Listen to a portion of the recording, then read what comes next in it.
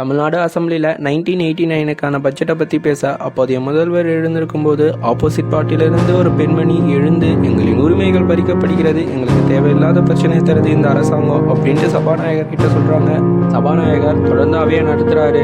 அப்போ ரூலிங் பார்ட்டியிலிருந்து ஒருத்தர் எழுந்து ஆப்போசிட் பார்ட்டியை பார்த்து ஒரு தப்பான வார்த்தையை சொல்கிறாரு. பேச்சுவார்த்தையில் நடந்திருந்த பிரச்சனை கைகலப்பாக மாறுது. ஒரு பெண்ணு கூட பார்க்காம சட்டமன்றத்தில் அவங்க முடியை பிடிச்சி இழுத்து அவங்கள உடல் அளவுலையும் மனதளவுலையும் கஷ்டப்படுத்துறாங்க. எல்லாம் நடந்தோ அவங்க உடைஞ்சு போவாங்க. சட்டமன்றத்தை விட்டு திரும்பி வெளியே வரும்போது நான் திரும்பி வந்தா சிஎம்மா மட்டும்தான் வருவேன், அது வரையும் என் நிழல் கூட இந்த அசம்பிளி சைடு விழாதுன்னு சொல்றாங்க.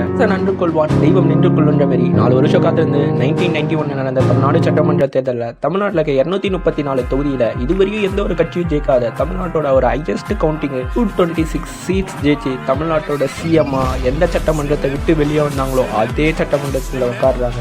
அவங்கள நம்ம அயன் உமன் சொல்றோம். அவங்க தான் ஜெயலலிதா.